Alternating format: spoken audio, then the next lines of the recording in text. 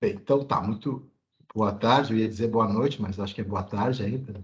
Já estamos em outubro, já está um pouquinho mais claro.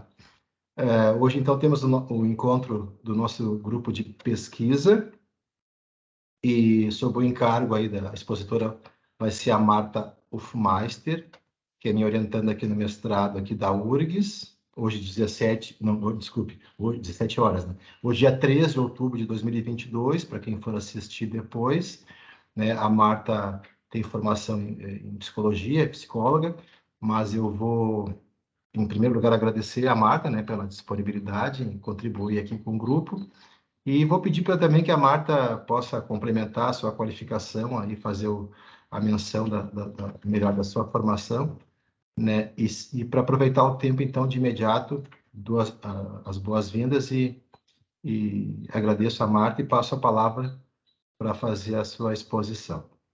Eu não sei se eu estou com a ferramenta para compartilhar a tela. Ah, sim, eu vou ver aqui. Eu acho que tem que. Só um pouquinho. Preciso tornar um apresentador. Aí vai. Agora eu consigo. Deu certo? Acho que agora deu. Deixa eu testar aqui. Tudo bom, Léo? Deu certo ou não? Não está. Bom, ainda bem que o Léo está aqui, né? Mas não está aparecendo ainda. Peraí. Qualquer coisa, o Leonardo nos auxilia aí. É naquele quadradinho com a flechinha? Ah, é na flechinha, isso. A princípio eu cliquei, mas foi só uma barra no fundo, assim. Alguém sabe como é que é? O Leonardo pode Agora nos não. ajudar? O craque é o Leonardo.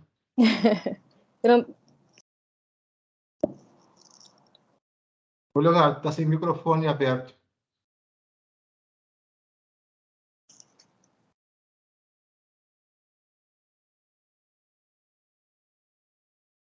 Teu microfone, Leonardo. Ah, não, está aberto agora.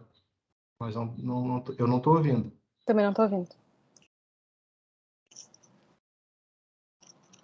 O Leonardo, ele é mestre em ciências da computação, tá, gente? Aqui é democracia, tá? Tem psicologia, tem biologia, tem... É um PDF, Marta, Tem que tu vai medicina. compartilhar É do PowerPoint mesmo. no PowerPoint. E é PPT mesmo, não é LibreOffice, ou é PPT. O final ali é PPT, o final. O PP é do Office, a terminação do Office, aquela. Tá, ele não abriu uma barrinha do lado ali com opções para tu compartilhar arquivo específico para escolher ele. Quando tu deu o compartilhar. Aqui, deixa eu ver. Quando tu dá o compartilhar, se não me engano, ele aparece uma coisinha do lado ali. Eu já fiz compartilhamento. Se o professor Ângelo me autorizar, aí eu vejo. Se me autorizar o compartilhamento, eu vejo aqui para poder te dizer com certeza, porque eu já fiz algumas vezes aqui. Eu geralmente não uso, deixa eu ver aqui. Porque, deixa eu ver que o Léo tá mandando alguma... Porque pra mim só aparece uma barra assim embaixo e não... Tá, quando eu clico compartilhar, aparece compartilhar conteúdo, não aparece isso pra ti? Sim, que é quadradinho aquele com a flecha, né? Isso, aí tu clica ali, aparece compartilhar conteúdo. Aí tem várias opções ali. Tá, aí uma delas lá embaixo, procurar no computador. Aí tu escolhe. Não tá aparecendo isso pra mim. Ah, tá.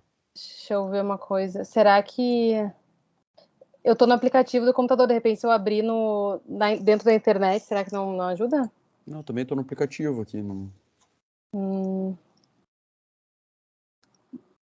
Se tu... Deixa eu ver. O problema é que talvez eu não sei quanto tempo dura a tua apresentação. Se for até cerca de 1 hora, eu com certeza estaria aqui, se tu quiser que eu passe. De repente, é uns 50 minutos eu calculei. Me manda o arquivo, então, tá, deixa eu te mandar, então. Gente... O professor Ângelo não se importa que a gente faça assim. Não, isso aí a união faz a força, né? Deixa eu abrir aqui. Manda no WhatsApp ali, de repente.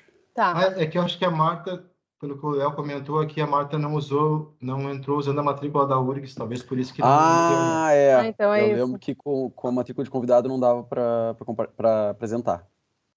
E eu confesso que eu não sei nem como é que faz isso. Depois eu vou resolver. Mas daí o Pedro vai... Eu vou passando depois. Tá, eu tô abrindo o WhatsApp aqui.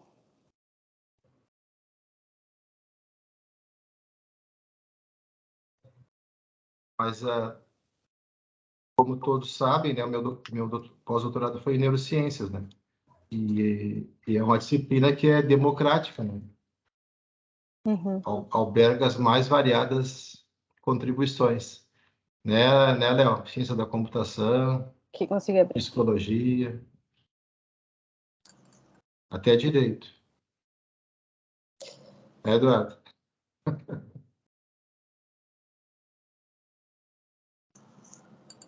Nós estamos aqui só viabilizando os slides.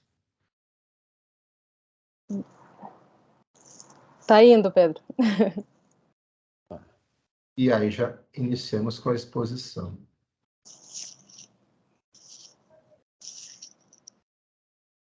Estou mandando pelo WhatsApp aqui.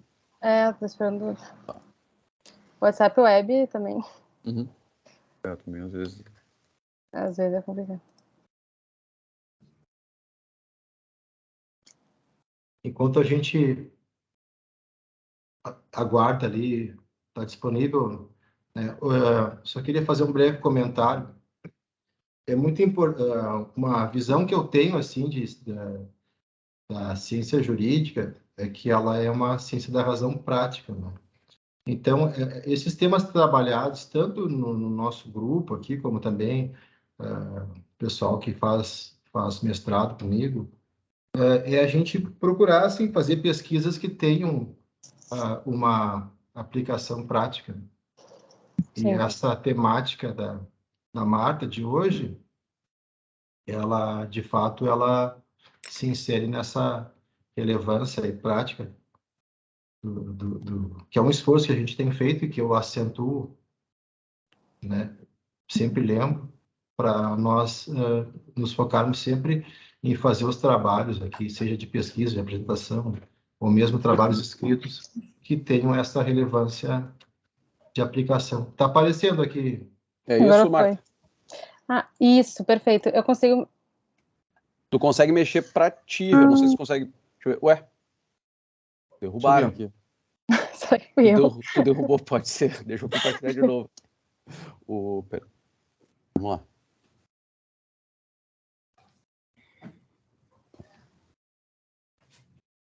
Já compartilhou.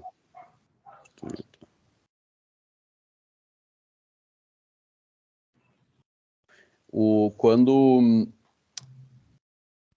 tu... Voltou. Tá, aí deixa eu ver. Se eu passo aqui, vocês vêm passar? Aham. Eu tô vendo. Deixa eu ver se eu... Tenta mexer aí para um lado para o outro. De repente, se tu consegue mexer. Posso dar uma sugestão? Sou eu que tô mexendo. Aham. Perfeito. Se não for possível, a Marta vai avisando e o Pedro vai trocando. Vamos, ela tá mexendo aí, qualquer coisa. Tá conseguindo? Perfeito. Tá indo? Perfeito, tá passando. Perfeito. Vou fechar o microfone, que boa apresentação. Muito obrigada, Pedro. Bom, então, como o professor falou, primeiro eu queria agradecer ele por esse espaço, né, e trazer esse tema que eu venho estudando e estou gostando muito de estudar. Eu sou psicóloga, né, o professor falou, eu me formei ali início de 2017 e nos 2 primeiros anos, assim, depois da formação, 2, 3 anos, eu estava focada mais na área da saúde, da psicologia da saúde, fiz minha especialização e uma residência dentro da psicologia hospitalar, e foi ali no meados de 2020 que eu comecei a me interessar pela psicologia jurídica, e conhecer mais, porque também, infelizmente, pelo menos na minha formação, eu não conhecia a psicologia jurídica, não tive esse contato, então está sendo algo novo para mim. Hoje trabalho na psicologia jurídica junto com a Marina, com assistência técnica, psicológica, consultoria psicojurídica, e a psicologia do testemunho é um tema que é muito presente na nossa prática, assim, a gente vê o quanto é importante, o quanto ajuda e o quanto também precisa avançar muito, principalmente na prática. Então, pensei que esse é um tema que eu acho que a partir da minha formação eu posso contribuir, acho que combina muito com os temas que a gente vem debatendo aqui, espero que possa contribuir. Bom, a psicologia a psicologia do testemunho, ela é uma área nova, é uma área de estudo que pode ser considerada nova. A psicologia em si, ela é uma ciência como disciplina que pode ser considerada nova, mas a psicologia do testemunho, ela já tem muito estudo, assim, já tem uma robustez de estudos, porque ela se pauta muito na psicologia experimental, que eu vou falar um pouco mais à frente. Então, estudos no mundo todo, especialmente aqui no Brasil, no Rio Grande do Sul, tem um grupo de pesquisa da Lilian Stein, aqui na PUC, que estuda muito essa área e se vê muito avanço. Eu estou começando agora a estudar mais a psicologia do testemunho. Eu confesso que eu tive um pouco de dificuldade de encontrar o início da psicologia do testemunho propriamente dita, assim, o marco de início dessa nova área. O que eu encontrei, claro, desde que se estuda a mente, se tem esse interesse pelos processos cognitivos, memória, como que as pessoas relatam eventos, mas foi ali no início do século XX, ali 1900, 1910, que se começou a ter mais esse interesse de memória, sugestionabilidade, pensando na área jurídica. Então, eu botei ali dois psicólogos que começaram a estudar esse tema. Então, o Binet, que é um pesquisador francês, ele começou a estudar a sugestionabilidade em crianças. Então, quando a criança ia relatar algo, ela era influenciada por processos cognitivos, mas também pelo ambiente. Nos estudos dele, ele percebeu que as crianças, quando elas eram solicitadas que elas relatassem algo, elas conseguiam relatar coisas muito fidedignas, mas com poucos detalhes. E quando se solicitava detalhes, que é aí que se perdia essa fidedignidade, e elas eram muito influenciadas pelo meio. E o Stern, que é da mesma época, que é alemão, ele também começou, não com com foco em crianças, mas no testemunho, e ele fez alguns experimentos, mostrava um desenho para um grupo, e aí, com períodos de tempos diferentes, né, pedia para determinados grupos falarem sobre aquele desenho, e ele viu que existia diferença, né, dependendo, quanto mais tempo se dava para solicitar essas informações desse desenho, menos fidedignas eram as respostas. Da mesma forma, o entrevistador influenciava muito nas respostas, né? Com alguns grupos eles faziam perguntas mais abertas e outros grupos perguntas mais fechadas. Eles viam que tinha muita diferença na resposta e, claro, mais fidedignas com perguntas mais abertas. E ali acabou tendo assim, um vácuo assim nos estudos, uma defasagem até 1970, que se atribui muito ao período das guerras. E aí, em 1970, volta esse interesse, né, pela memória, pela sugestionabilidade, né, os processos cognitivos e o quanto que o meio também influencia, e essa reaproximação do direito da psicologia cognitiva. E nessa, né, ali por 1970, que começaram os estudos da Elizabeth Loftus, que eu acho que é, né, talvez a mais conhecida, mais famosa, que é uma psicóloga cognitiva americana, que ela se interessava por estudar as memórias, especialmente as falsas memórias, né, ela tem a vivência da vida dela, né, que ela achou que tinham dito para ela que ela tinha presenciado, que ela tinha encontrado a mãe morta na piscina, e ela tinha aquela imagem muito viva, assim, com muitos detalhes. Depois ela descobriu que, na verdade, ela não tinha sido ela que tinha encontrado, então aquilo gerou interesse nela. E para além da memória e sugestionabilidade, ela também se interessou pela influência da percepção. Então, quanto que a interpretação dos eventos também influenciava muito na forma como eles eram relatados depois. Eu trouxe aqui as 3 bases, que eu disse, são as bases da psicologia experimental, do testemunho, pelo que eu pesquisei, que é psicologia cognitiva. Então, como o nome já diz, né, a influência dos processos cognitivos no comportamento, na visão do mundo. Desculpa, só avisar, eu acho que não passou o slide. Não sei se é para mim. Aqui passou, mas às vezes a gente mesmo consegue controlar ali, mas para mim passou, às vezes demora um pouquinho, tem um lagzinho. Agora tá aparecendo psicologia cognitiva, experimental e social, para mim, pelo menos. Para mim não, mas tudo bem, era só para avisar caso não estivesse passando. Para as outras pessoas, será que tá aparecendo? Para mim tá aparecendo a mesma coisa que o Pedro. Normal. Tá. Então, a psicologia cognitiva, né, que estuda os processos mentais e como eles influenciam no comportamento. E por mais que a psicologia clínica, a psicologia cognitiva, ela seja mais voltada para a atuação clínica, ela tem esse viés de ter um embasamento, de buscar um embasamento científico. Então, de ter a atuação e as técnicas com uma atuação baseada em evidência. A psicologia experimental, que é essa área mais científica e metodológica da psicologia, já teve, acho que, o grande crescimento ali no final do século XIX, com o Wundt, que para muitos é considerado o pai da psicologia, ou pelo menos da psicologia moderna, que busca uma psicologia baseada em evidências. e também a psicologia social, que ela estuda o quanto o meio influencia no indivíduo. Então, essas relações interpessoais, a influência das relações do indivíduo com uma figura de autoridade e a pressão de iguais. Então, a pressão grupal, a pressão dos grupos no qual o indivíduo se identifica. Bom, então, a psicologia de testemunho, ela usa técnicas e conhecimentos da psicologia aplicada ao testemunho. Então, né, para fins de investigação policial e judicial. Mas é importante que, assim, a psicologia de testemunho, ela é já entendida como um campo específico. Então, por mais que se busque essas técnicas, esses conhecimentos, ele não é puramente aplicado né, na área jurídica. Então, tem essa adaptação e essas técnicas e esses métodos específicos da psicologia de testemunho. Né? Por exemplo, tem como pegar técnicas da psicologia clínica e puramente colocar, né, aplicar na psicologia de testemunho. Então, tem essa adaptação e essas novas técnicas. E o foco são os erros judiciários e o que pode aumentar ou diminuir a fidedignidade do testemunho, ou seja, né, uma prova resultante da memória da testemunha, e as influências tanto do indivíduo, né, da testemunha, influência dos processos cognitivos, quanto também as influências externas, ou seja, de quem está tomando testemunho, né, os atores da justiça que estão coletando aquele testemunho. E se tendo esse entendimento e esse conhecimento, se consegue saber o que esperar de um testemunho e, assim, tentar se ter uma prova mais fidedigna a partir do momento que se tem entendimento do que influencia aquele momento.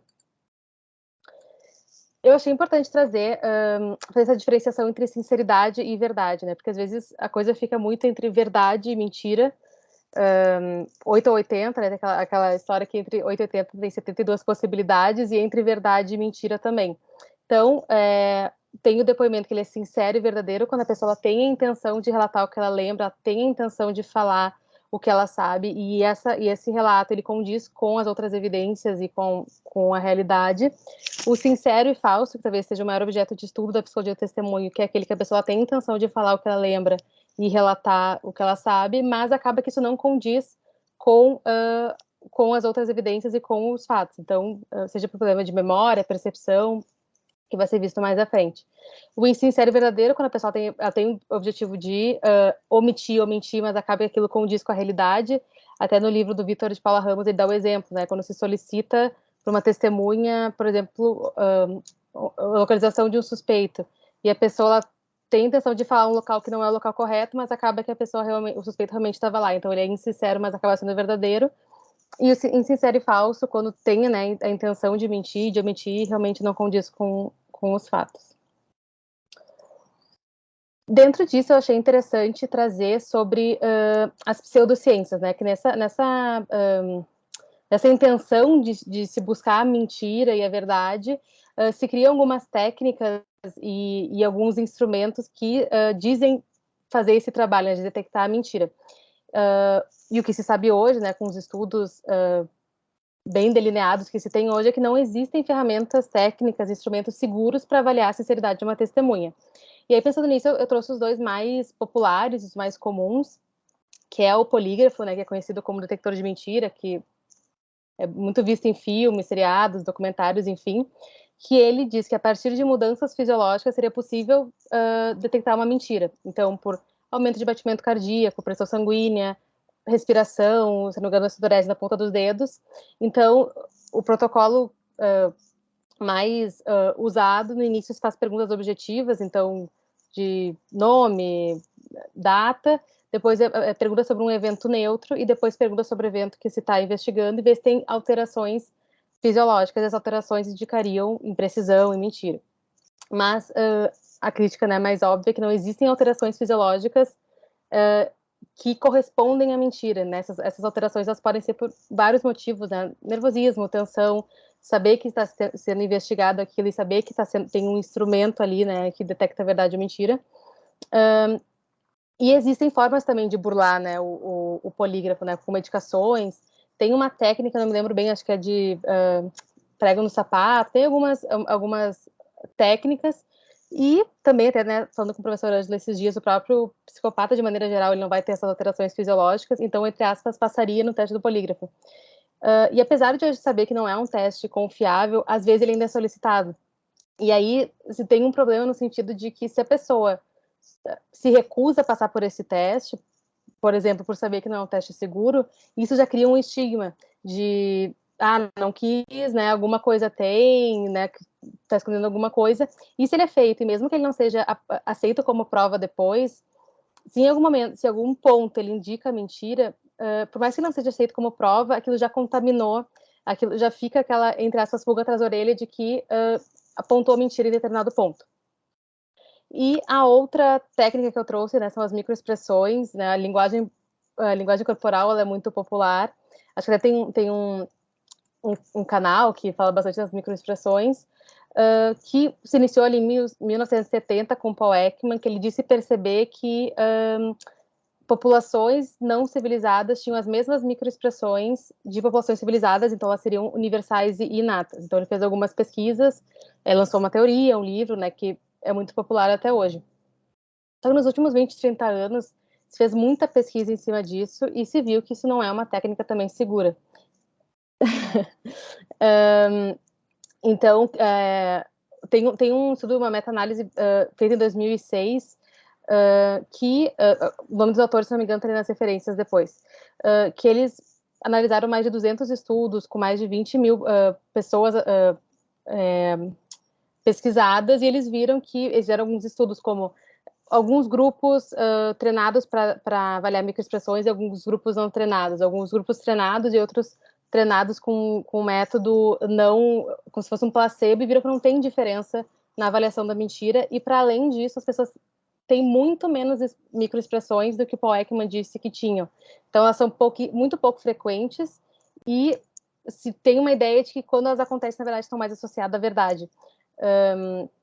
Mas, apesar disso, elas continuam sendo muito populares, né? As pessoas, elas, acho que isso dá uma sensação de poder, assim, né? De que eu consigo detectar a verdade e mentira, né? Eu conheço aquele olhar, eu conheço aquele movimento, cruzou os braços, olhou para baixo, como se isso fosse um controle da situação, só que, na verdade, o que hoje se tem de estudo diz que, na verdade, o ser humano é muito ruim em detectar mentira.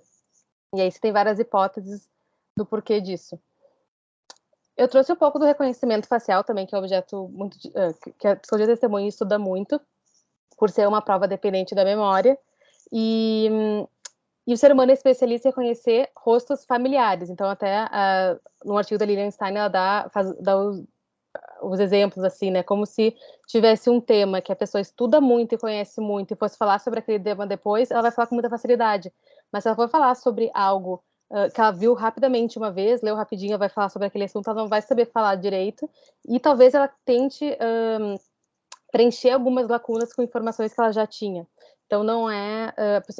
o ser humano não tem facilidade de reconhecer rostos não familiares.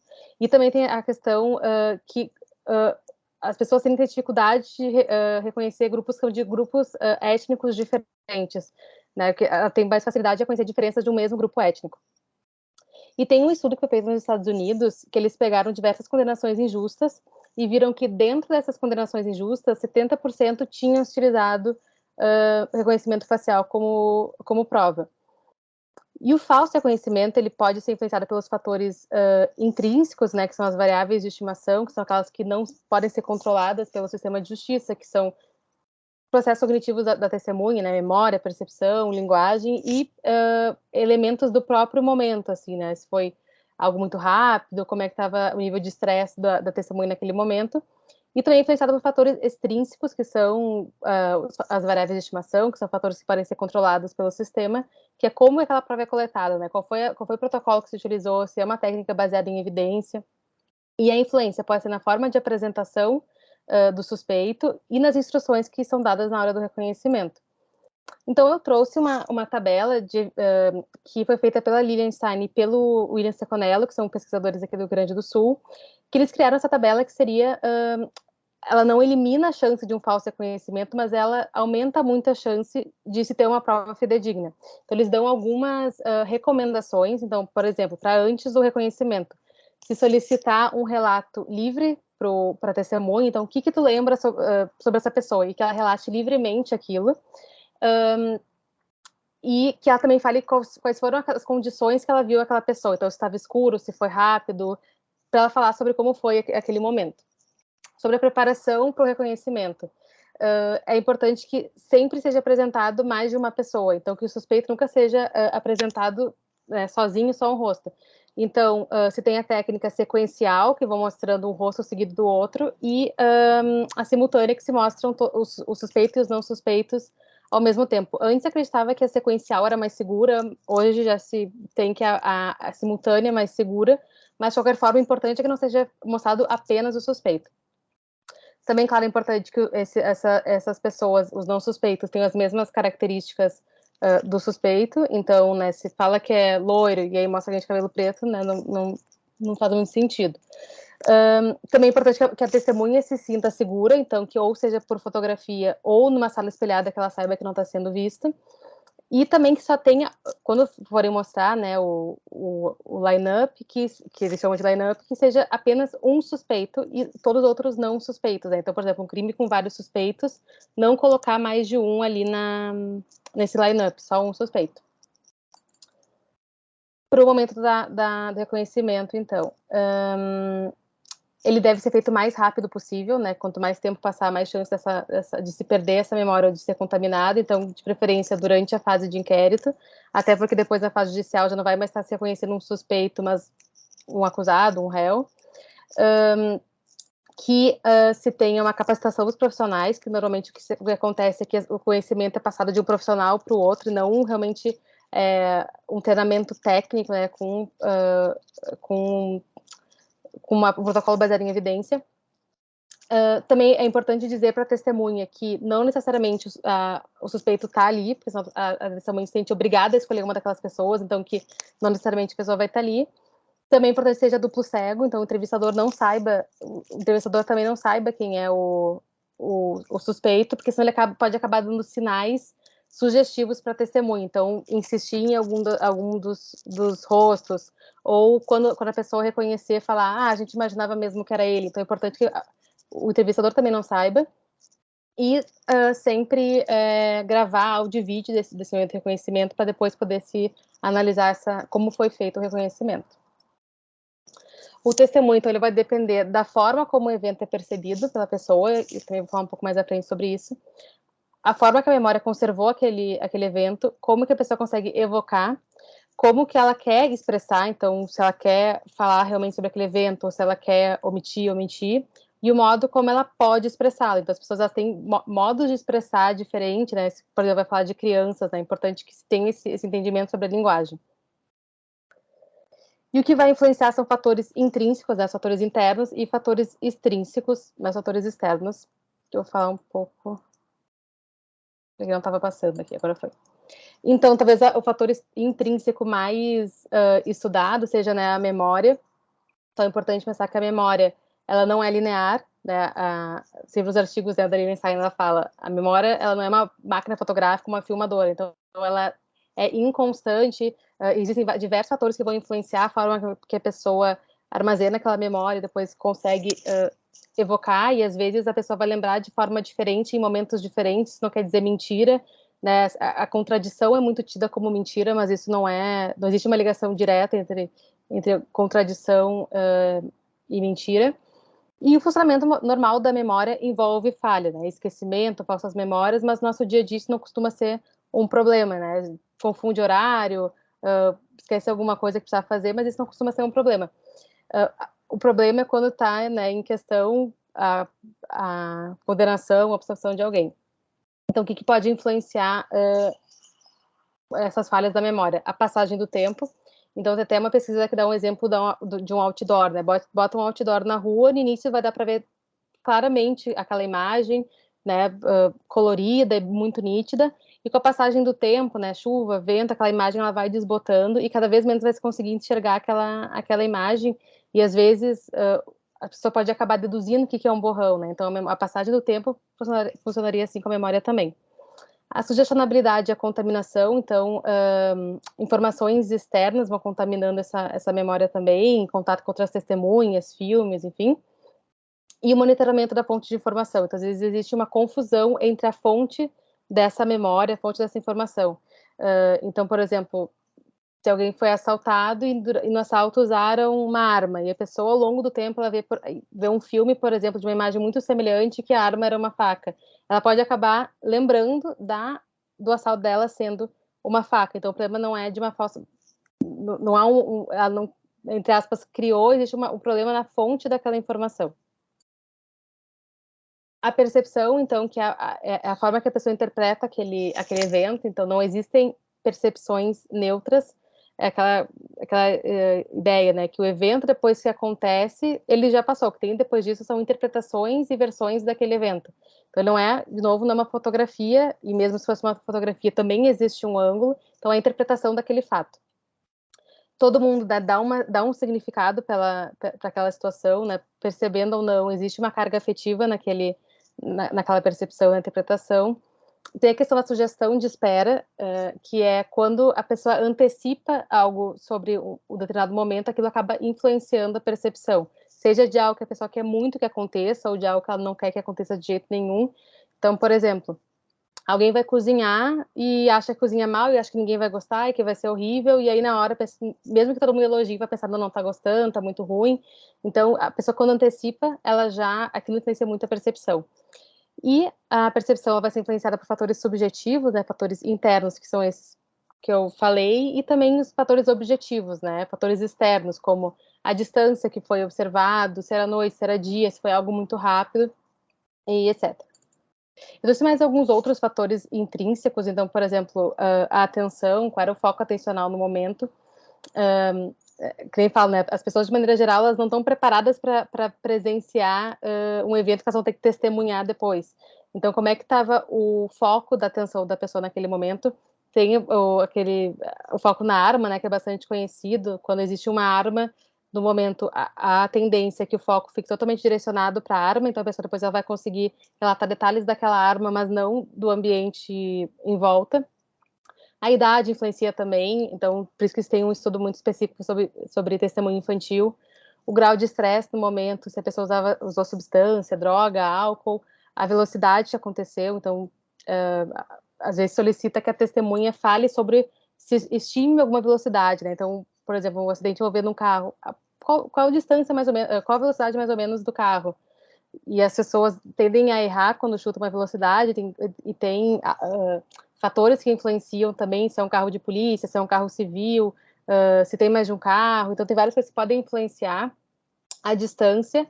A tendência é que com mais de 20 metros de distância, a percepção passe a ser, o nível de erro cresce muito, e aqui é importante falar também que normalmente se pede que a testemunha fale sobre velocidade e distância, né? Então, qual a distância que estava da porta?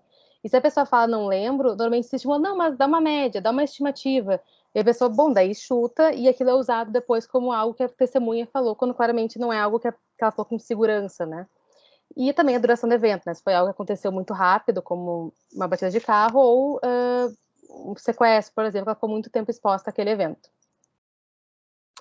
Sobre os fatores extrínsecos, então, a sugestionabilidade, que quando o entrevistador ele já tem uma hipótese prévia, a tendência é que ele busque confirmar aquela hipótese, e aí faça perguntas que já venham com elementos que busquem aquela confirmação, já vem com informação na pergunta.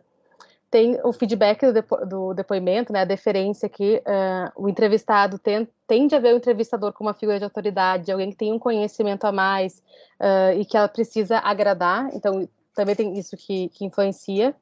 A visão de túnel, consideração de hipótese única, né, então, como eu falei, né, muitas vezes o entrevistador ele já vai com uma hipótese que ele pré-estabeleceu, então ele não vai tentar entender o que aconteceu, mas como que o fulano fez tal coisa. Isso, claro, né, não é algo feito de má fé, é algo que não é a nível consciente, mas que acaba sendo muito comum. As informações pós-evento, então, contato com outras testemunhas, ou até noticiário, filmes, enfim. E os viés cognitivos, que, né, eu trouxe só exemplos de dois, né, a gente teve aula há pouco tempo com a professora Maria Cecília, que são os atalhos mentais, nosso cérebro, entre aspas, economizando energia, e talvez os que mais influenciam no testemunho é o viés confirmatório. Então, de novo, com uma hipótese prévia, o entrevistador vai tentar confirmar aquela hipótese. Então, tudo que aparecer naquele testemunho vai parecer que é para confirmar a hipótese que a pessoa já sabia. Então, qualquer expressão, às vezes até se a pessoa falar, por exemplo, não, mas na verdade eu não lembro bem. Se a pessoa, na verdade, acho que não aconteceu, mas o entrevistador já acha que aconteceu, eu acho que não, ela está falando isso porque está nervosa, está com medo, então tudo parece confirmar a hipótese do entrevistador. E o viés de representatividade, que são os estereótipos que o entrevistador já criou. Então, às vezes acontece com pessoa que trabalha muito tempo em alguma área, então, não, esse tipo de situação eu já conheço, isso costuma ser isso, aquilo, e não se abre como algo totalmente novo que precisa se abrir todas as hipóteses possíveis. Então, na busca de uma prova mais confiável, hoje o que se tem de mais conhecido e mais usado para testemunho é a entrevista cognitiva forense, que ela é específica, né, como o nome já diz, para o âmbito forense, e ela tem a base na psicologia cognitiva e na psicologia social. Então, na psicologia cognitiva, na medida que ela estuda a interferência dos processos cognitivos, e social, porque também leva em consideração essas relações interpessoais e a relação do entrevistado com o entrevistador e influência social. E aí existem fontes diferentes, falam de número de etapas diferentes, mas de maneira geral são 5 etapas, que começa pela construção do rapport, que é o momento inicial da entrevista, que é para construir uma relação de empatia e confiança do entrevistado com o entrevistador. Então, normalmente é um momento muito tenso, então tentar tirar esse momento de tensão e deixar a testemunha mais à vontade. Normalmente é um momento que se fala mais de assuntos neutros.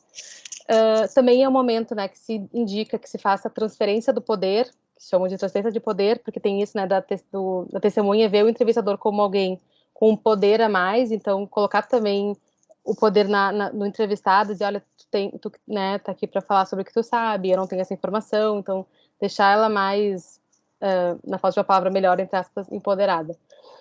E aí se busca recriar o contexto original. Então, pedir que a pessoa fale sobre aquele momento, como é que era o local, cheiros, sons, e aí solicite uma narrativa livre daquele momento. Então, o que tu lembra sobre aquele momento, e se solicitar, né, a partir de uma pergunta aberta.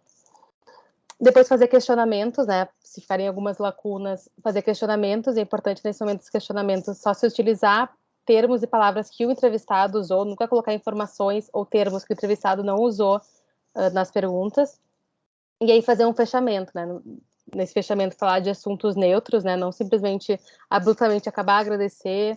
É importante, né, para tentar baixar o nível de ansiedade por estar se falando de um assunto normalmente muito tenso e muito doloroso, né? Se falar de um assunto neutro, agradecer e ficar à disposição se tiverem novas informações. Ou se lembrar de mais alguma coisa. Eu trouxe uma tabela que é com as falhas mais comuns em entrevistas segundo a psicologia do testemunho. Então, a primeira é não explicar o propósito da entrevista. Então, por que a testemunha está ali, quem é que está em volta, né? Falar um pouco sobre aquele momento. Não explicar as regras básicas da sistemática da entrevista. Não falar, né, que todos os protocolos eles falam que é importante falar. Que é importante a testemunha só falar a verdade, que se ela não souber falar, não sei. Se o entrevistador falar algo que não está correto, fala não e corrigir o entrevistador. Não estabelecer rapport, então não fazer esse momento inicial de estabelecimento de uma relação mais simpática,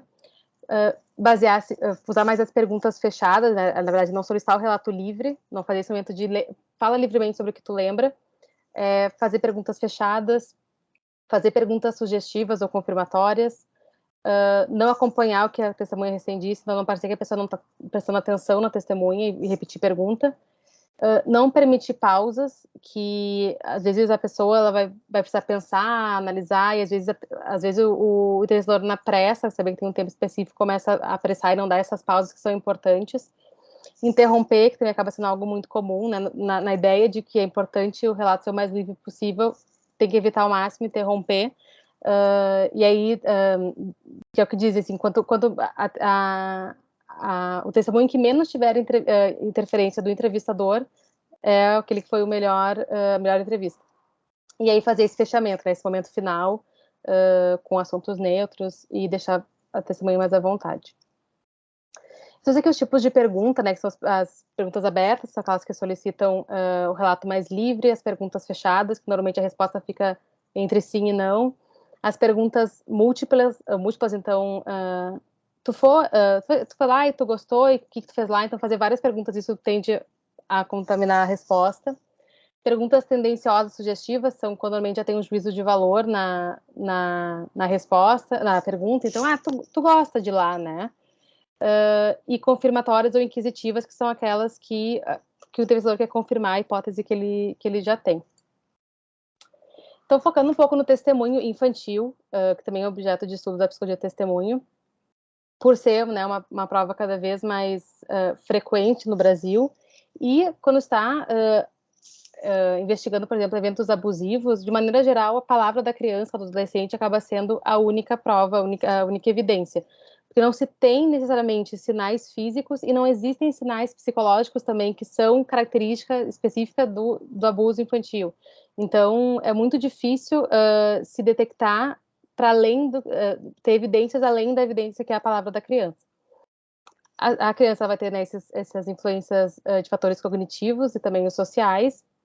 E a criança, quanto menor é a criança, mais ela fantasia, mais ela cria situações, confunde ficção com realidade, então esse é um fator que tem que ser levado muito em consideração. A criança tem uma linguagem própria, também dependendo da faixa etária, é uma linguagem diferente. É importante que o entrevistador entenda essa linguagem. No momento do rapport também, o entrevistador comece a conhecer mais a linguagem dessa criança e consiga adaptar a entrevista a isso. A memória da criança também é muito mais suscetível a essas influências externas e também é mais sensível à sugestionabilidade, ela costuma aderir mais ao que é sugerido em perguntas. E a questão da deferência também, né?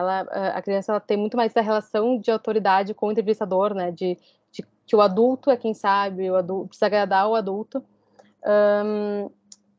Se vê também a influência das perguntas fechadas e da repetição de questionamento, né? A criança, quando se repete uma pergunta, a tendência é que a criança mude a resposta. Porque mesmo, estão me perguntando de novo, é porque eu errei a primeira. Então, muda a resposta. E se essa segunda resposta agradou o entrevistador, é a resposta também que fica, né? E eu acho importante também falar rapidamente só a entrevista forense e entrevista terapêutica, porque na prática isso acaba se confundindo muito. Então, a entrevista terapêutica, ela não tem finalidade de ter evidência de determinado fato, né? Ela é mais para o acolhimento, para entender o que a criança como é que está afetando a criança, adolescente, diferente da entrevista forense, que ela vai ter o foco em entender um evento específico. Então, às vezes a entrevista forense ela acaba entrando no campo da entrevista terapêutica. E aí as recomendações a partir da psicologia do testemunho, né, pensando no testemunho infantil, fundamental que a prova seja gravada. Normalmente se grava em áudio e vídeo, mas normalmente às vezes não se grava o entrevistador, então é importante que o entrevistador também esteja nessa gravação. Importante o rapport, estabelecimento de regras, também que eu falei um pouco antes, solicitar o relato livre, questionar se existe alguma informação adicional e agradecer, e isso de explicar procedimentos futuros e tirar dúvida é bem importante também, porque muitas vezes a criança é tratada como alguém que não, ela é criança, não vai entender nem explica nada. E isso, naquela ideia de que a criança fantasia muito, quanto menos informação a criança tem, mais ela vai fantasiar sobre aquilo, e a tendência é ela fantasiar coisas que deixam ela ainda mais ansiosa. Então, claro, dentro daquilo, da linguagem da criança, é importante explicar para ela sobre o momento que ela está vivendo e sobre a situação que ela está vivenciando. Também sobre a avaliação psíquica e depoimento especial, que existe uma certa confusão, às vezes, assim, na prática, entre a avaliação psíquica e depoimento especial. Trouxe a resolução do CNJ, que fala sobre os direitos da criança vítima ou testemunha de violência, e fala que o depoimento, né, faz todas as recomendações para o depoimento e que deve ter como base o protocolo brasileiro de entrevista forense, que eu vou falar rapidamente mais à frente. Na prática, a avaliação psíquica, quando uma criança, né, quando se tem a denúncia, normalmente se encaminha a criança. Aqui em Porto Alegre existe a vinculação, né, da polícia com o Hospital Presidente Vargas, que é ali que fica o CRAI, que é o Centro de Referência ao Acolhimento Infanto-Juvenil.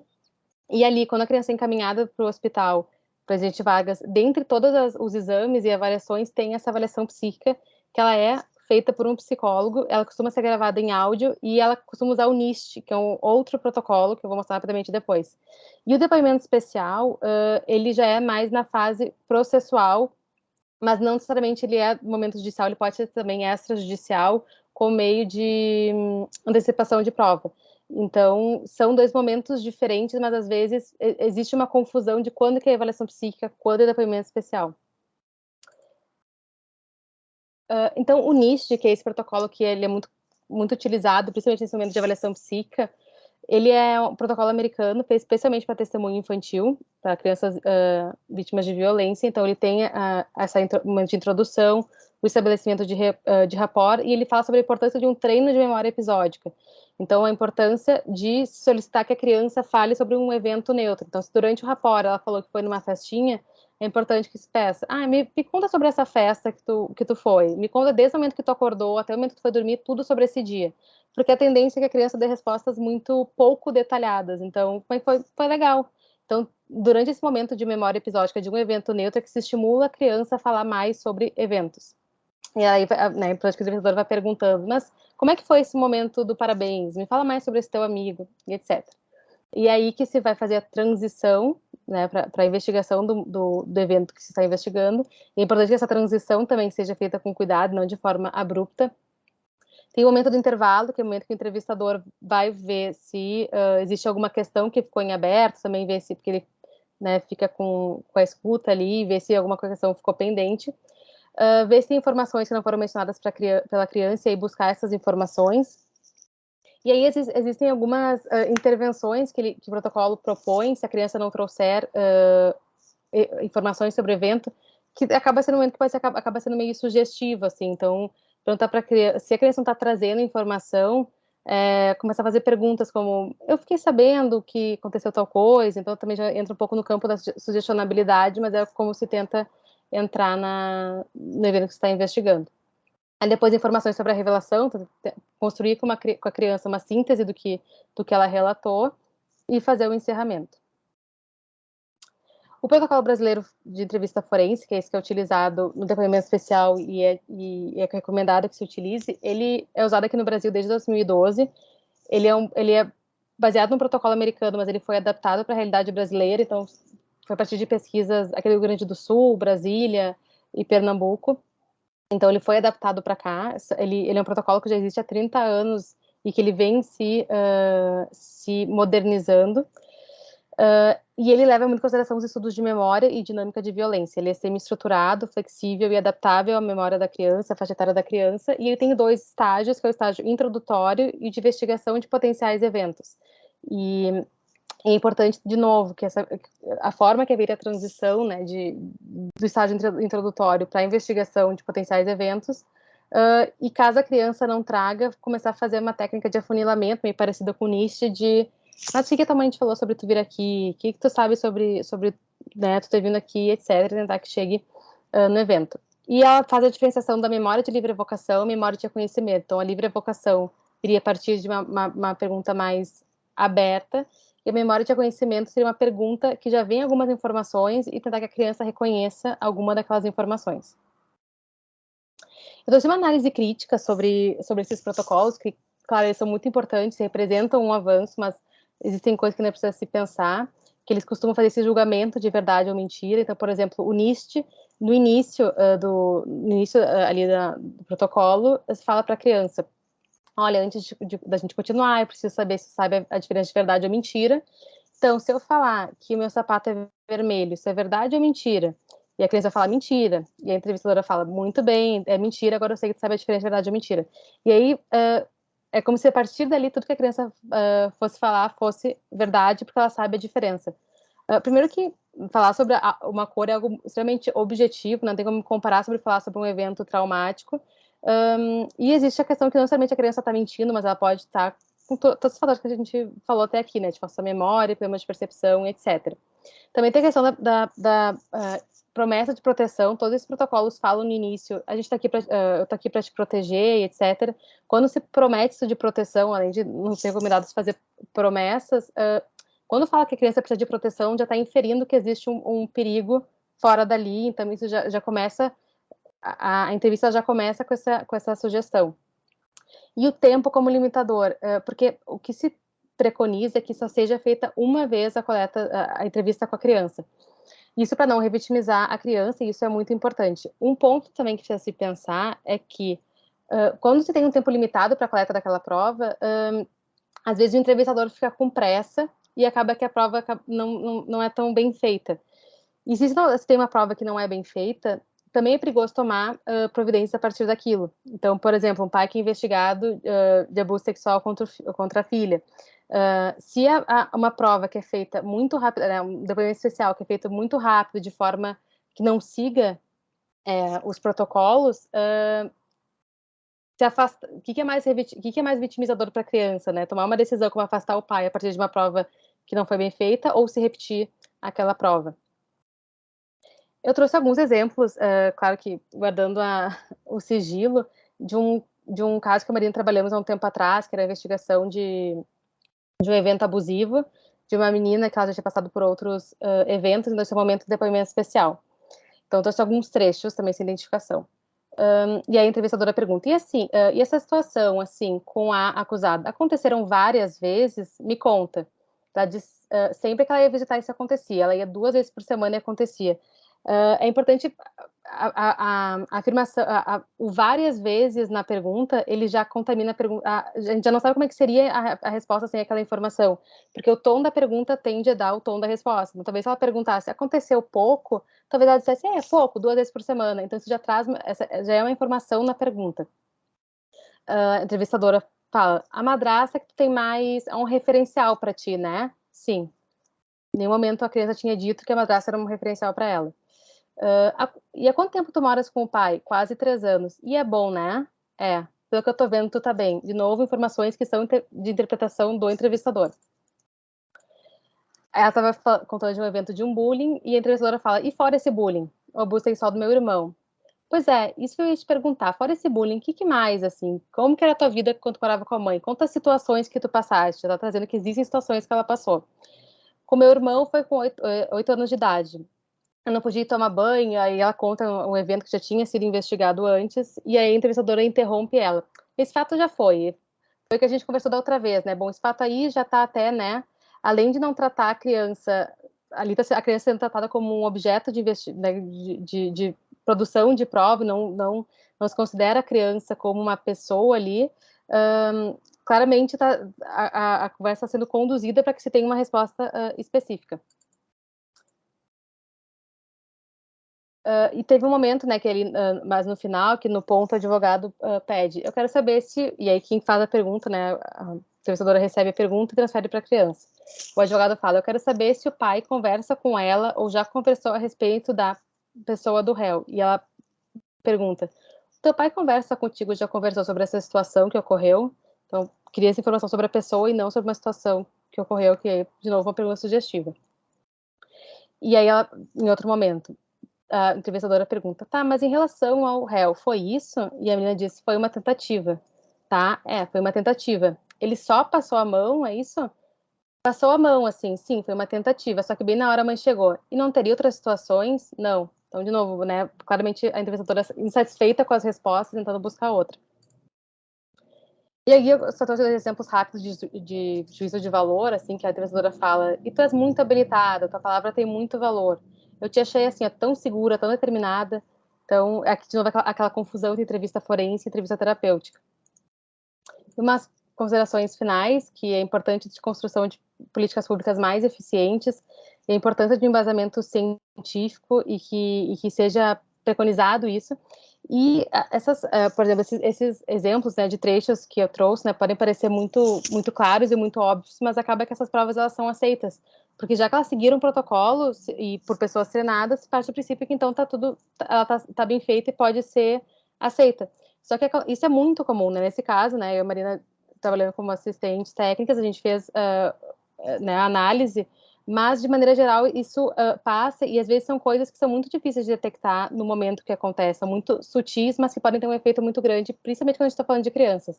Só que isso acontece muito com adulto também, e não se costuma ter cuidado com o depoimento do adulto. Então se pergunta de forma, às vezes, até extremamente agressiva quando está se falando de adulto, e sendo que o adulto sofre, né, a sugestibilidade, deferência, falsa memória, como a criança. E eu acho que é no livro do Vítor de Paula Ramos que ele fala também da forma que a testemunha não é tratada como uma testemunha do processo, ela é testemunha do fulano, né, testemunha de acusação, testemunha de defesa, e a outra parte precisa descredibilizar aquela testemunha. Então isso também já contamina a prova. E as referências que eu posso passar depois, e é isso. Não sei como é que eu paro aqui.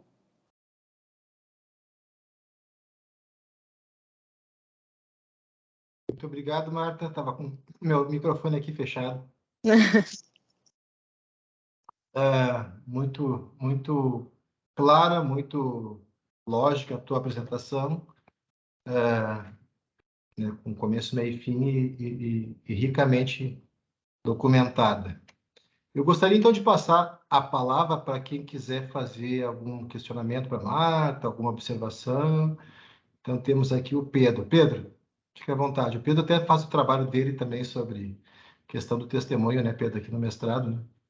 Isso, obrigado, professor. Boa noite a todos aí. Quem não cumprimentei ainda, obrigado, Marta, pela exposição.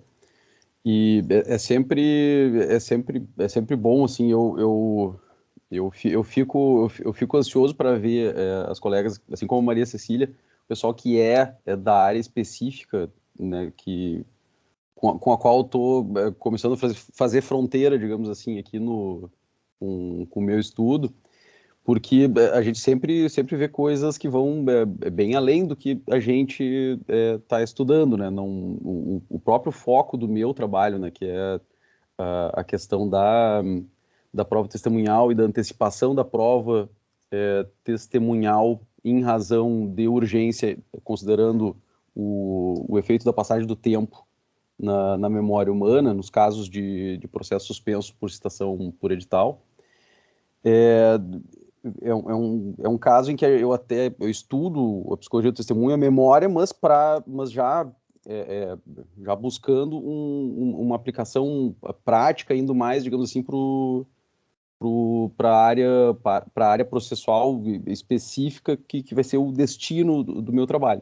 Mas aí a gente vê a importância, né, da própria psicologia, dos colegas que têm a psicologia como referência primeira, para poder melhorar, né, elevar o nível do nosso jogo aqui, das nossas habilidades nesse ponto, para a gente tentar começar a melhorar a questão como um todo.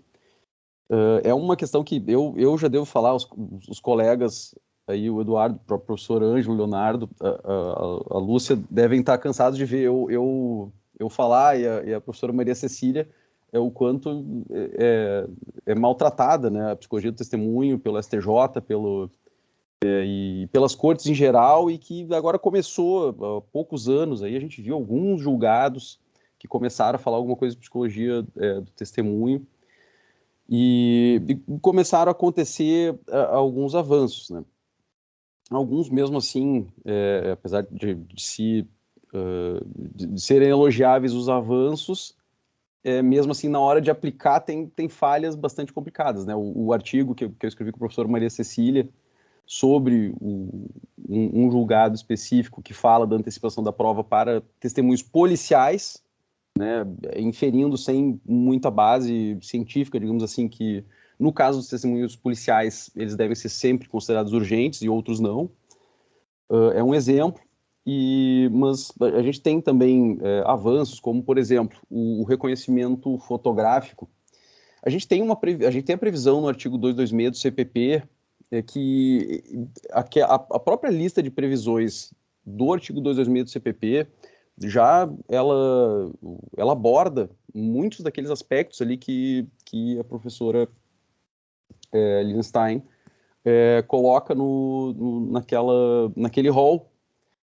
Né? E só que realmente na prática, e aí eu vou para o meu dia a dia, na prática a gente não costuma ver o reconhecimento muitas vezes sendo feito daquela maneira, que era o ideal. E a gente vê reconhecimentos que são realmente feitos de uma maneira complicada, às vezes diferentes, e o STJ começou a se atentar para isso, e dos momentos em que fez isso foi também falando em psicologia do testemunho, usando argumentos de psicologia do testemunho, anulando um processo, né? Casualmente, eu estava olhando hoje, isso aqui, no HC 598886 de Santa Catarina, tá? Foi, salvo engano, do ano passado, foi um caso que foi anulado o reconhecimento em razão disso. Aqui é 2020, aliás, é dezembro de 2020, esse HC. E esse HC até teve uma pequena mitigação esse ano, e aí foi interessante que tu falou, Marta, na questão de, às vezes, a pessoa reconhecer mais fácil algo que ela já tivesse reconhecido, que teve uma mitigação que eu achei curiosa, tá, pelo próprio STJ, que foi no HC, aliás, um RESP 1969032. Estou falando para ficar registrado, professor, caso alguém queira até depois olhar, que quando um indivíduo foi lá e disse, olha, eu já conheço quem cometeu o crime é o fulano de tal, assim, daí colocaram ali um reconhecimento fotográfico com o procedimento todo errado. Só que o STJ não anulou, dizendo, não, mas como ele já tinha dito que era o fulano, tá tudo bem. Eu não sei se na própria perspectiva que o STJ tinha estabelecido, tá tão bem assim a coisa, sabe? Ao invés de primeiro mandarem ele descrever como é que era, etc, etc, pelo fato de ele já ter dado a identidade antes, já aceitaram o testemunho. Mas eu digo isso para colocar que assim, o próprio dia a dia também é complicado.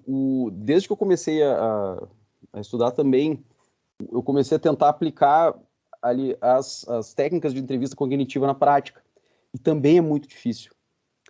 Se nas oitivas eu começar a perguntar para a testemunha sobre o ambiente e etc, e como é que estava, eu tenho certeza que o juiz não vai deixar eu ir por esse caminho, sabe?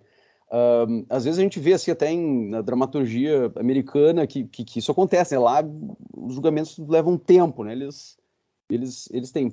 Não é a nossa realidade.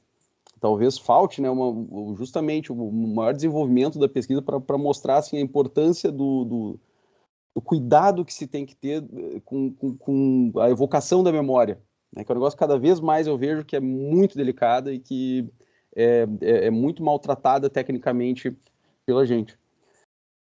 E eu queria te perguntar, aproveitando para colocar uma pergunta, tu disse que vocês fizeram trabalhos como assistentes técnicas, né? Aí eu pergunto, só em casos de família ou também em outros? Porque eu queria saber assim, se tem alguma coisa para dizer sobre diferenças que tu vê no tratamento da testemunha nos diferentes tipos de juízo. Porque como eu estou há 6 anos trabalhando com crime, eu vejo como é a questão no crime, né? E, assim, por casos próximos de mim, eu sei mais ou menos como é a testemunha na família, por exemplo, mas, assim, reflexamente. Eu não sei se tem, assim, alguma diferença relevante sobre como se lida com isso, se essa questão de se tratar como testemunha do fulano, do Beltrano, na família se tem mais isso do que se tem no juízo crime, testemunha de acusação e defesa. Não sei se tem alguma observação sobre isso. Primeiro, te agradecer pelos comentários, né, que enriqueceram muito, e eu achei importante que você falou do tempo, né, que a chance do juiz pedir para acelerar, né, isso, às vezes a Marina, a gente vai ver algum depoimento, e às vezes alguma das partes quer tentar reconstruir aquele momento, e você pensa, não, mas isso não tem a ver com o assunto, onde é que tu quer chegar com isso, né? Então, muitas vezes é podado isso das partes.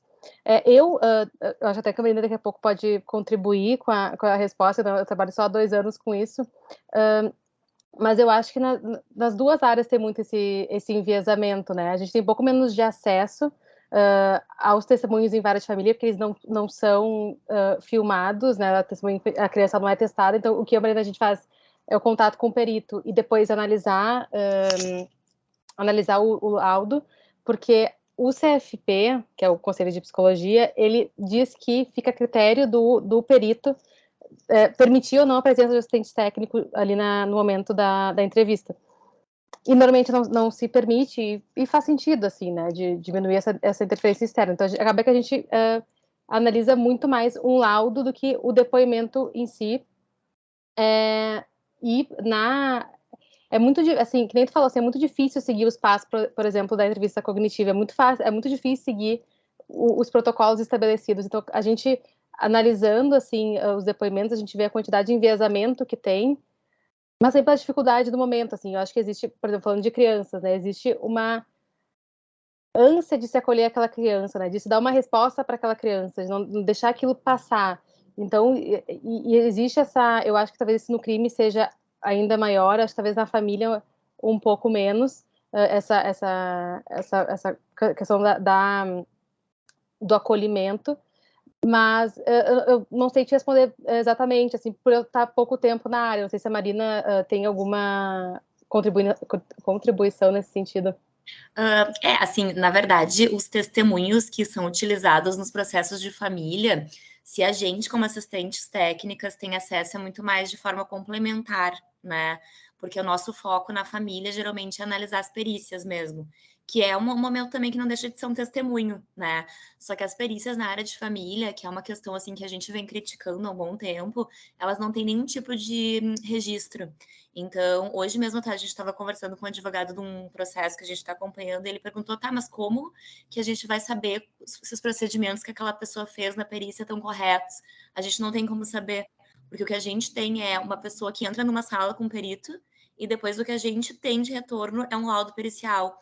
Então, a gente não sabe de que forma foram feitas as perguntas, se foi sugestionado, se teve algum tipo de indução, né, que provavelmente tenha, porque quando a gente analisa as poucas perícias que eu pude acompanhar, que o perito permitiu que eu entrasse, eu já consegui ver isso muito claramente, né? O perito muitas vezes adota um lado ou o outro, mesmo inconscientemente, fica mais inclinado para o lado do pai, mais para o lado da mãe. Então, a vantagem que tem no processo criminal é ter isso gravado, né? Tanto em áudio quanto em vídeo, porque a gente tem a oportunidade de verificar realmente como as coisas foram feitas do início ao fim e poder apontar, né? A gente faz uma análise bem minuciosa, que, claro, muitas vezes assim é vista como algo unilateral também, por ser contratado por uma das partes, né? Mas que é baseado em evidências científicas, tudo isso que a Marta trouxe aqui hoje e que é importante a gente cada vez falar mais, né? E tentar levar isso também para as outras áreas, né? Não só para o crime, mas para as provas serem cada vez mais fidedignas, né?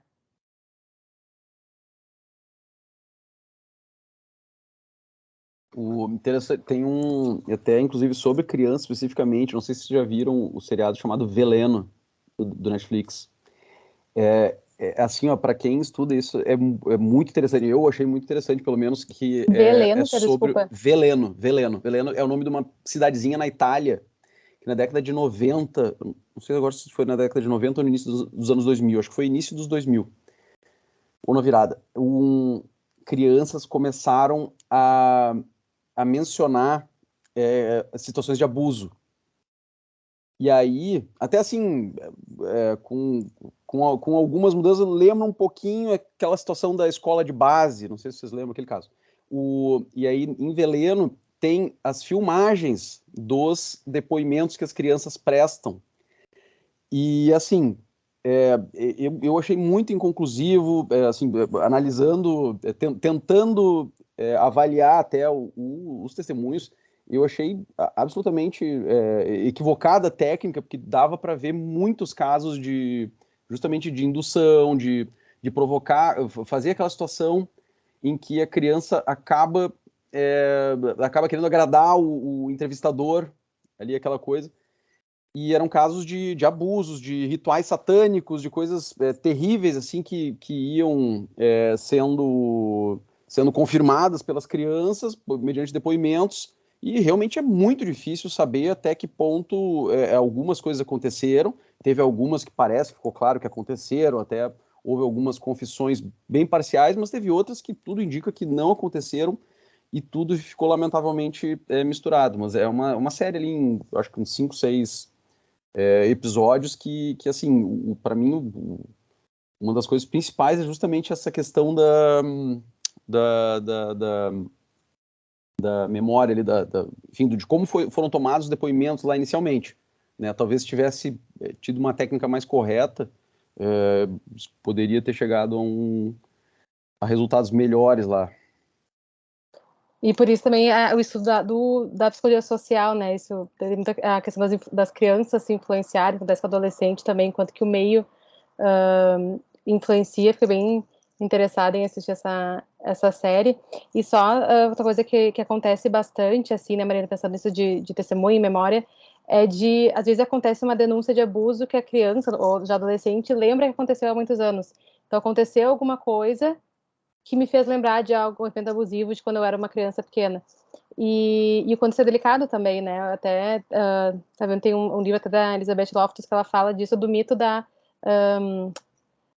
memória reprimida, não é o termo que ela usa, mas que se tem isso, né, até por causa da psicologia ao longo dos anos, né, que se algo vem à tona é porque foi algo que aconteceu e era algo que estava lá no inconsciente, recalcado, enfim, e que, na verdade, muitas vezes vai ser uma junção de várias memórias já contaminadas, né, e que aquilo aparece, né, e não é incomum virem denúncias a partir disso, né, que a partir de alguma coisa que o adolescente viveu me fez lembrar de um evento abusivo que eu vivi na infância. Isso é isso que eu achei importante trazer também. Mais alguém? A Lúcia. Oi, tudo bem? Esse é um assunto, Marta, que me fascina demais, sabe? Porque como eu trabalhei muito tempo no primeiro grau de jurisdição e lá a gente vê muito isso. A prova é 99,9% testemunhal.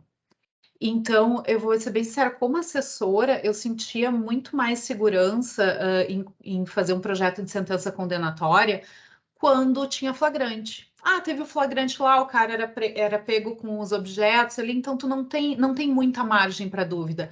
Agora, quando realmente dependia de um reconhecimento, primeiro era o reconhecimento por fotografia, depois os suspeitos eram levados na delegacia para um reconhecimento pessoal, até eram colocados entre outras pessoas, mas aí a pessoa já tinha visto a fotografia dele, né?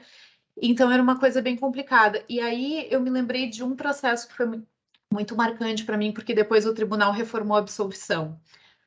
As testemunhas todas descreviam que os assaltantes foi um assalto num campo de obras, tá? Numa construção que teve mais de 30 vítimas, tá? Então foi uma ação muito bem organizada, muito bem orquestrada, com planejamento.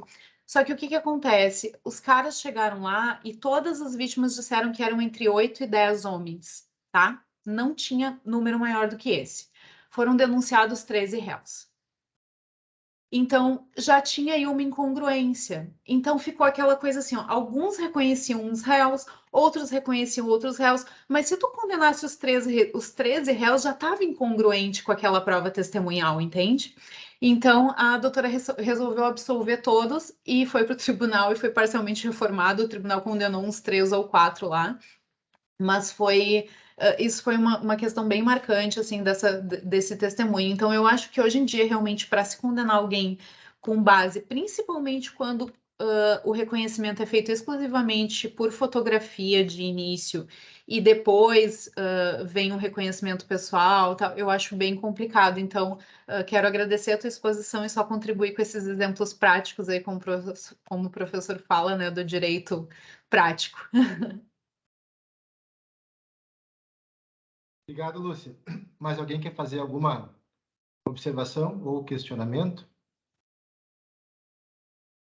Eu vou fazer então, algum questionamento. Tá, Marta? A Marta até, só um parênteses, a Marta comentou aqui antes, na questão ali faz uma observação, um questionamento bem objetivo para a criança, por exemplo, e ela responde e a partir daí se faz toda uma inferência para um campo mais amplo, né? Que é um erro que a gente observa muito na própria ciência, porque às vezes nós temos assim, digamos, a gente pode dizer uns 3 âmbitos de pesquisa, né? Tem aquela pesquisa de base, né? As de bancada e tudo mais, mas a realidade oferece uma riqueza de possibilidades muito maior. Por exemplo, quando a gente pega os tratados de semiologia essas obras que, por exemplo, que ensinam como se avaliar alguém, como se tratar uma pessoa, por exemplo, até mesmo em medicina, né? Não só na psicologia, né?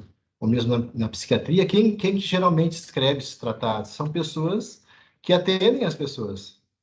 Não é pessoas que fazem apenas estudo de bancada, né? Que é muito mais rico, porque nós temos que cuidar muito em ciência, é o poder de inferência.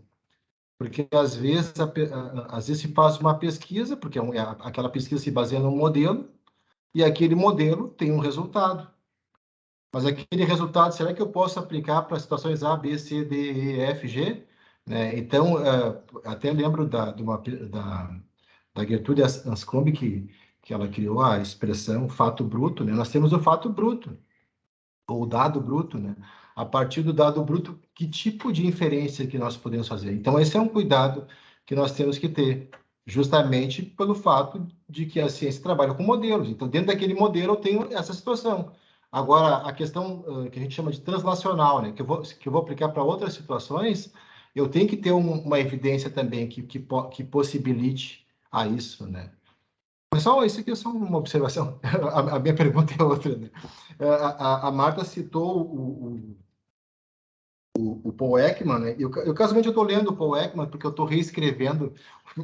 Na verdade, o meu teoria geral do crime e o meu instituições eu nunca paro, estou sempre tentando agregar alguma questão nova ali e enriquecer de alguma forma um outro ponto, né? E agora eu estou reescrevendo a parte ali da emoção, né?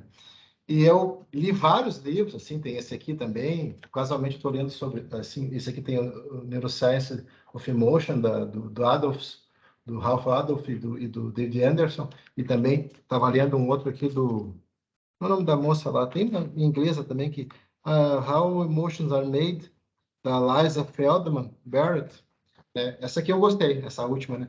Mas é uma salada de fruta, assim, é uma discordância, assim, tremenda. Cada um diz uma coisa. Que temática difícil essa, né? Então, tem alguns que dizem que o sentimento precipita a emoção, outros dizem que a emoção precipita o sentimento, né, e tal. Mas tudo bem, isso aqui não é só uma curiosidade. Mas só para dizer que eu estou, então, reescrevendo essa parte ali quando o nosso código trata da emoção e da paixão, eu estou tentando fazer uma abordagem mais científica, né, e filtrar um pouquinho alguns escritos que eu vi que eram meio, assim, sem muita base, né, porque aquilo que eu falei, né, muita inferência, às vezes sem evidência, né, sem uma base mais concreta. E esse livro aqui do Paul Ekman, inclusive esse livro aqui, tá, gente, ele é um livro no qual ele se baseia, tem uma série nos Estados Unidos, que se chama Lie to Me, né? Até na capa aqui do livro está dito assim, ó, a ciência por trás da série Lie to Me, né? E o Paul Ekman, ele não sei, aqui só uma curiosidade aqui, Marta, e também eu estendo essa pergunta para a Martina também, porque ele criou aqui o Facial Action Coding System. Vocês conhecem, sabe se é aplicado no Brasil, esse código que ele criou, o Paul Ekman? É aquele como se fosse não é aplicativo, é uma ferramenta para como se fosse um scanner de... Esse mesmo. Sim. Eu queria saber se tem sido usado no Brasil essa metodologia. Eu pelo menos nunca vi ser utilizado, não. Sim, sim. Eu achei interessante, assim, fiquei curioso, né, para saber se o pessoal das PC, né, das ciências da mente, utilizavam esse tipo de instrumento, né? Mas é mais uma curiosidade. Claro que na série, eu não assisti a série, mas pelo que eu já li da série, né, o pessoal dá umas viajadas, assim. Enfim, nem tudo fica no campo estritamente científico, né? Bem, gente, mais alguém quer fazer alguma pergunta ou não? Né? Só a série é muito boa, viu, professor? Eu comecei a ficar. Eu vi a série, inclusive, comecei até a procurar leituras, coisa e tal, e depois, quando eu comecei a estudar mesmo e aprender que não. Não, essa série, ela dava na TV antes até. Eu acho que eu não me lembro onde é que ela ficou disponível, é que ela é bem antiga, né? Sim, eu não me lembro onde que ela ficava disponível. Eu acho que eu vi assim no NetNow disponível, porque ela é bem antiga. Agora eu realmente não sei como que se acessaria ela. Tem umas 3 temporadas. Eu conhecia a série pelo livro, né? Não conhecia a série, não, a menção à série, mas a série mesmo... É com o Tim Roth, né? Baita ator, assim. Ele incorpora bem o personagem, ele olha para as pessoas e ele faz a gente acreditar que ele está lendo mesmo as microexpressões da pessoa. Sim. Mas aí foi decepcionante saber que não é bem assim a coisa. Tem um canal bem famoso aqui, né? Eu não sei se ele é perito, que ele tem um Metaforando. canal... metaforando, que ele é bem famoso e tem uma discussão ética bastante interessante, né? Porque ele usa um método que não, né, que a ciência diz hoje, que não se tem comprovação nenhuma, e ele utiliza para falar de pessoas públicas, né? Então ele dá sinais que a pessoa está mentindo, que a pessoa está isso, que a pessoa está aquilo, e joga aquilo, né? Sim. Tem uma discussão ética bem interessante sobre isso. Entra até na questão ética mesmo, né? Uhum. Até a Marta chegou a comentar ali, né? Por exemplo, dependendo da pessoa, vamos supor, se a pessoa é um psicopata, ela tem, diante de situação de estresse, por exemplo, um comportamento totalmente diferente de uma pessoa que não, né, que não... Eu gosto muito de ilustrar aquele filme Instinto Selvagem, né? Porque naquele filme ali a Catherine Tramell, ela representava uma psicopata, né? E ela realmente dominava as ações ali, porque ela não ficava vulnerabilizada pela emoção ali, pelo nervosismo, nada, né? Então, eu achei que foi muito bem feito, assim, essa abordagem ali da psicopata, né? Que a gente faz análise dela naquele livro Psicopatas Criminosos, né? E eu realmente acho que ilustrou bem, né? Bom, gente, eu acho que foi bem rico aqui o nosso encontro de hoje. E se não temos mais observações, me resta aqui agradecer a Marta e a participação aí a Marina também. Marina, está sempre convidada, tá, Marina? Aqui é aberto, tá? Nos nossos encontros. Estava procurando o microfone aqui. Obrigada. Eu sempre de intrometida, né? Mas eu não que eu puder contribuir. O conhecimento é uma coisa que quanto mais a gente reparte, ele não vai escassear, né? Pelo contrário, ele vai se ampliar. Né? Agradeço então, muito o acolhimento. Não, que é isso, está sempre convidada, né? E o pessoal aqui, eu sou muito afortunado, né? Porque o pessoal aqui que está comigo é muito cioso, né? Sem exceção, né? O Leonardo, o Eduardo, a Marta, o Pedro, a Lúcia, né? E os demais também que eventualmente contribuem aqui no grupo para a gente fazer as nossas conversas, né? Então, pessoal, tudo muito sério. Isso é um fator importante para que a gente possa ter um trabalho legal, né? Isso é importante. Então, acho que começamos bem a segunda-feira, tá? Obrigado, Marta. A Marta também vai trabalhar essa questão na dissertação, né, Marta? Sim, sobre o testemunho e a prova testemunhal. Vai ser importante, vai ser um trabalho muito importante, tá? Então, desejo uma boa semana aí a todos, tá? Obrigadão. Tchau, boa semana. Obrigada, Marta. O próximo encontro acho que vai ser com o Eduardo, né, Eduardo? Eduardo vai nos... Obrigado, professor. Pode ser. Valeu. O que é, Léo? Não entendi.